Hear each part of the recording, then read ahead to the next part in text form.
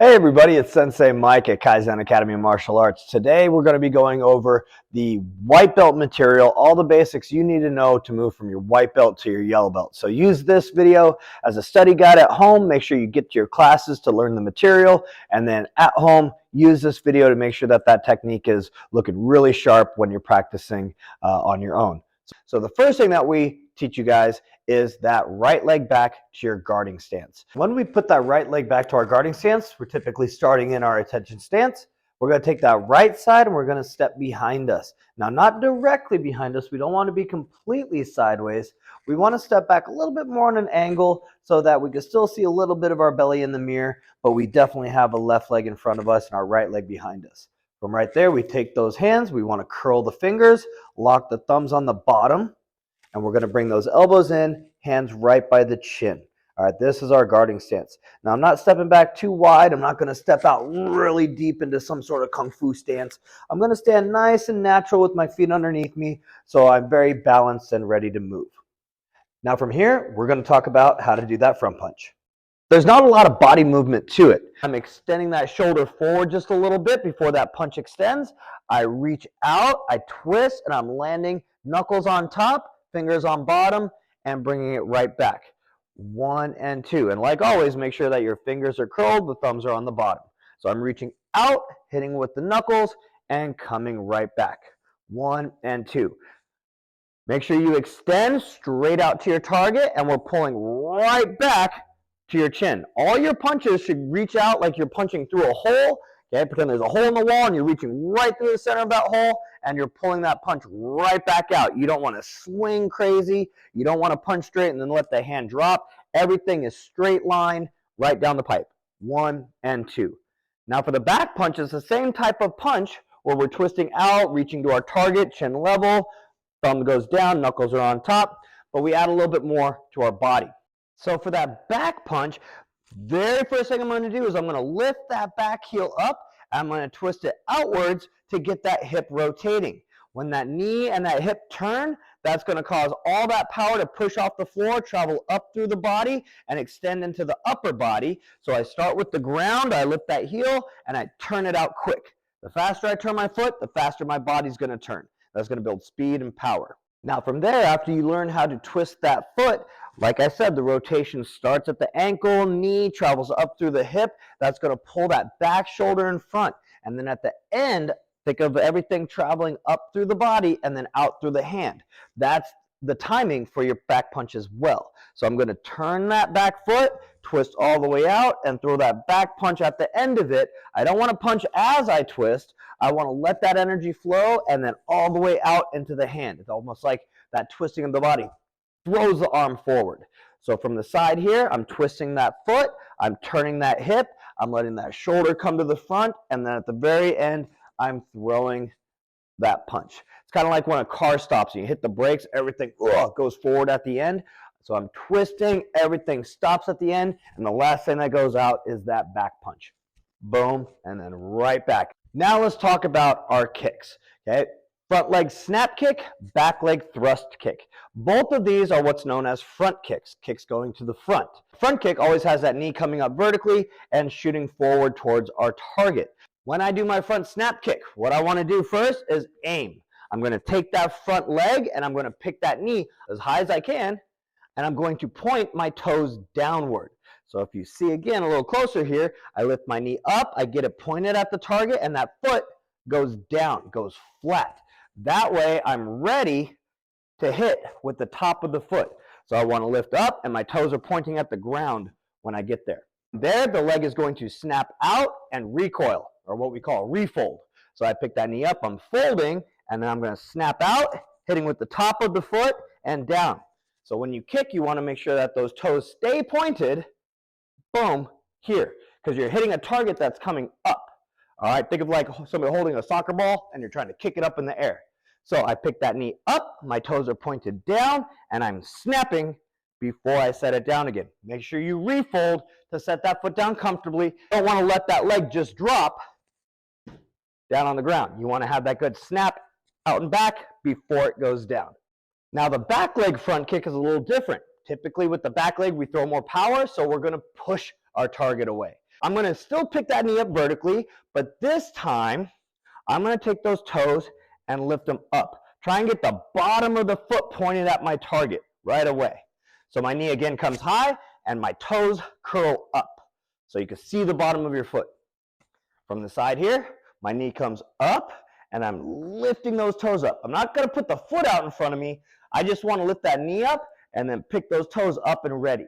Now from here, I'm pushing straight out. Think of putting your foot on the wall and you're trying to push that wall backwards. So I pick my leg up, I get that foot up, and I'm pushing out and back. Primarily with the ball of the foot. That's that big part right underneath the toes.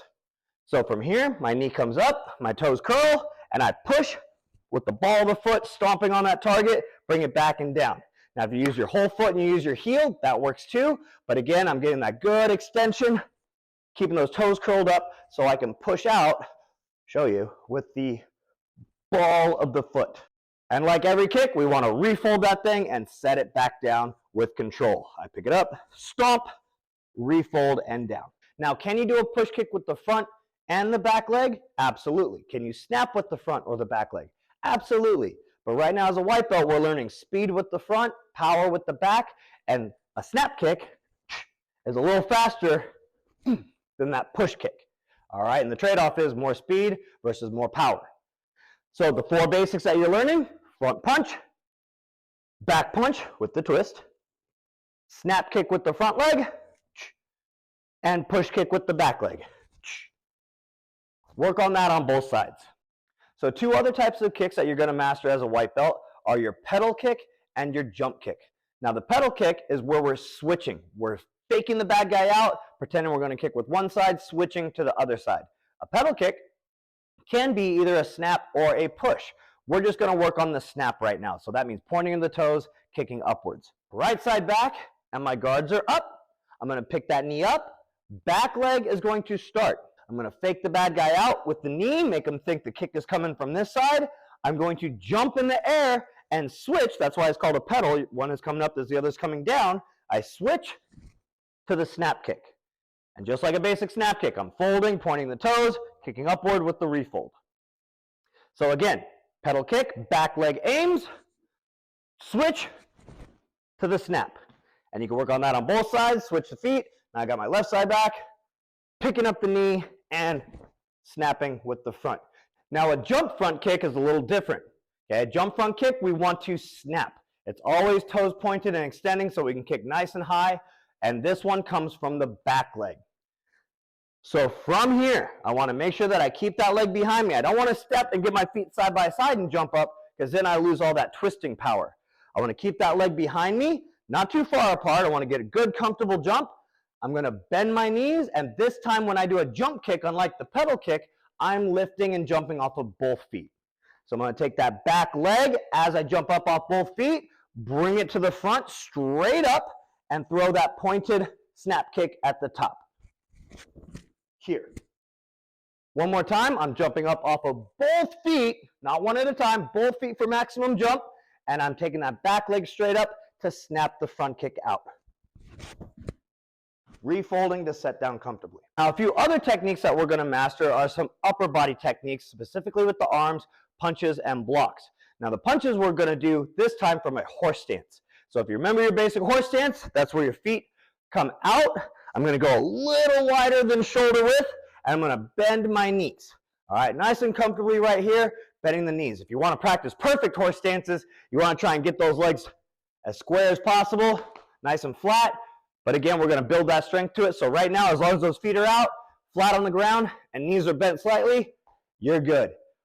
In a horse stance, typically we close those hands and we pull them back to what's called a chamber. Okay, when I say chamber the hands, that means pinkies are on the side.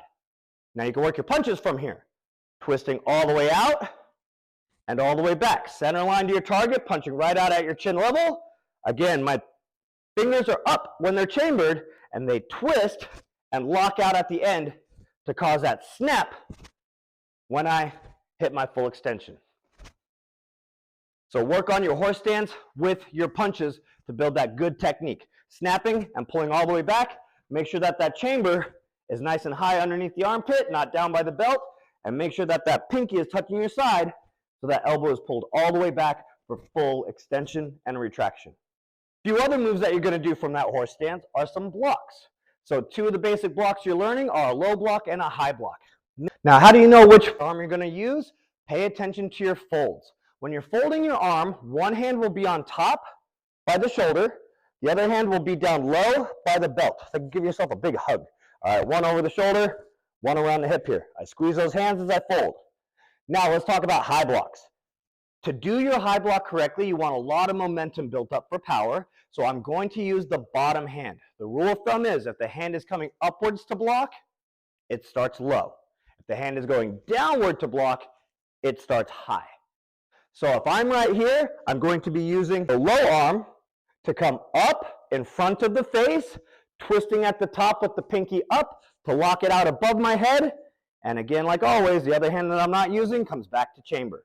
So again, my arm is on the bottom, and I bring it to the top. Now from here, if I'm going to switch into the other side, I just keep this hand up top.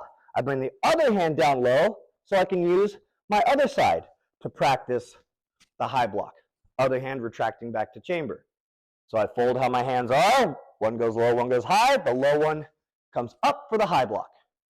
Folding and blocking. The next block is a low block. From here, you're going to do the same type of fold. So now my top hand has to travel downwards. So I'm going to be swinging that arm outside, covering hip from one side of the belt to the other side of the belt and locking it right over about where my knee is. Remember, the bad guy's in front of you. I don't want to go to the side here. I want to keep it in front of me and protect my belly. Boom. Okay, the other thing is make sure your arm just doesn't go straight down. It's swinging across your body to cover. If somebody's kicking, you're knocking it out of the way. Turning that pinky out to lock out for power. I'm folding the other side. Now this hand is on top, so it swings down. 1 and 2.